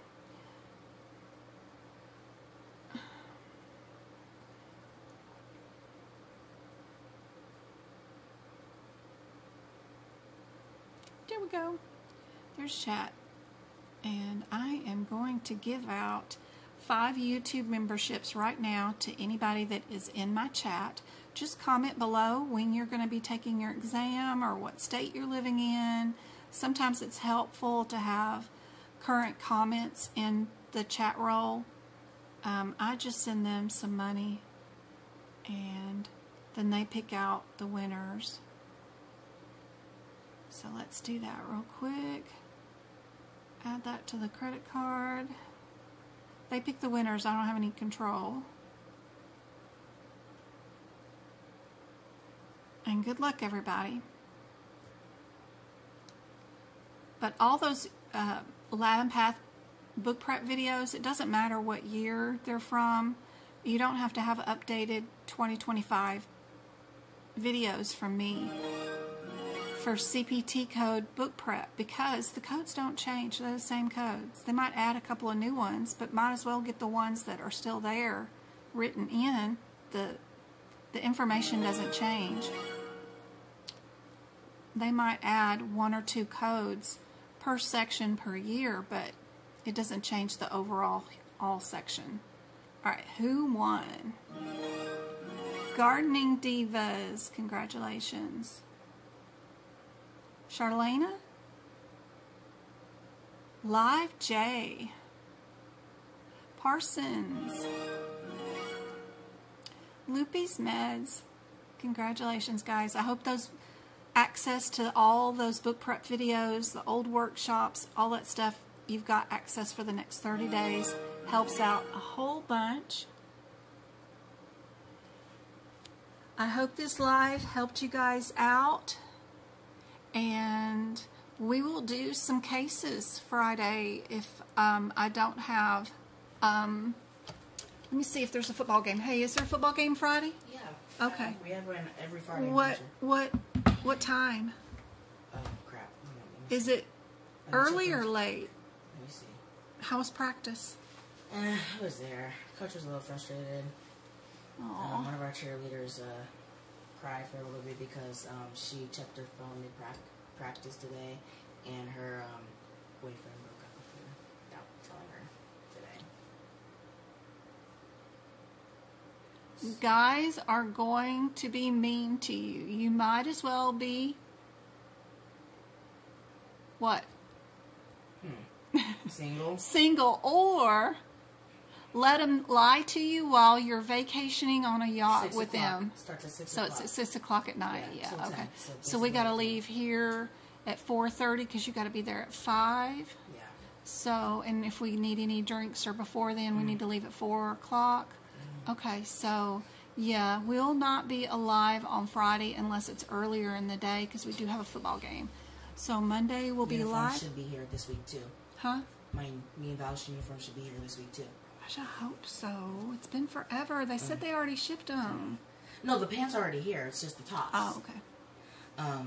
Picture day went good. I smiled with my white pearly teeth like always. Well, actually, no. I smiled. Did you but I didn't squint? No. I don't know. I can't remember.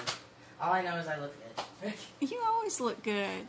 I don't know. Some of these You people are... do my freaking school pictures be doing me dirty. So. Yeah, I paid for the extra enhanced, fixed, whatever. Yeah. And if they do you dirty, I'll make them redo them again. Yeah. Okay. You know, I wrote them a long letter last time.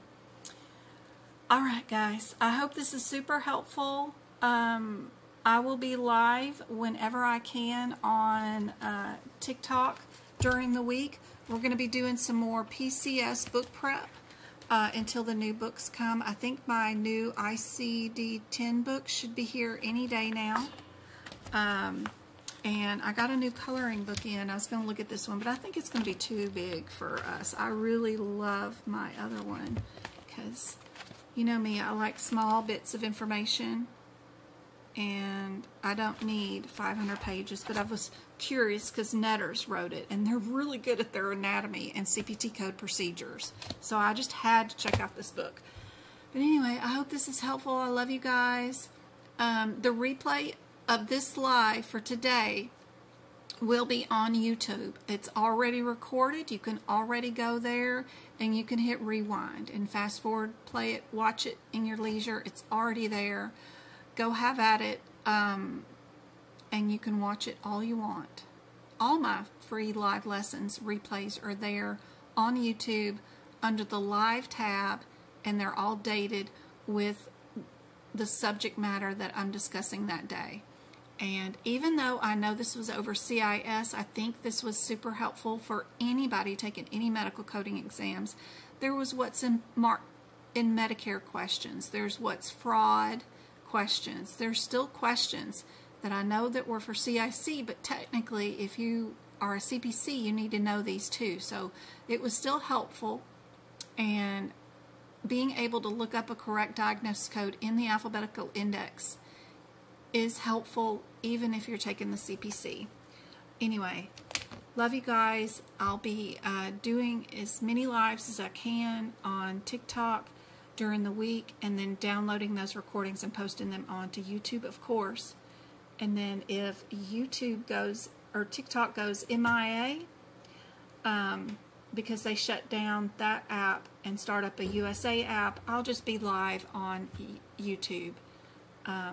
So just be sure to follow and join that YouTube channel, because that stores all of my old content anyway. And if you need me, make comments on my videos and I will reply. I am behind on emails, and I will get a chance to answer emails starting Wednesday.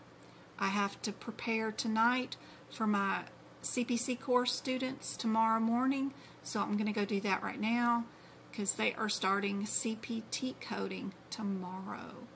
And we need to go over guidelines tomorrow in the HIPICS book and surgical guidelines in the CPT book. So I'm going to go prep for that for tomorrow. And Twinkle, how's the course going? How's those chapter exams going? We all caught up? I love you guys. I hope this was helpful. I will see you guys in the next free live lesson. It's going great. That's awesome.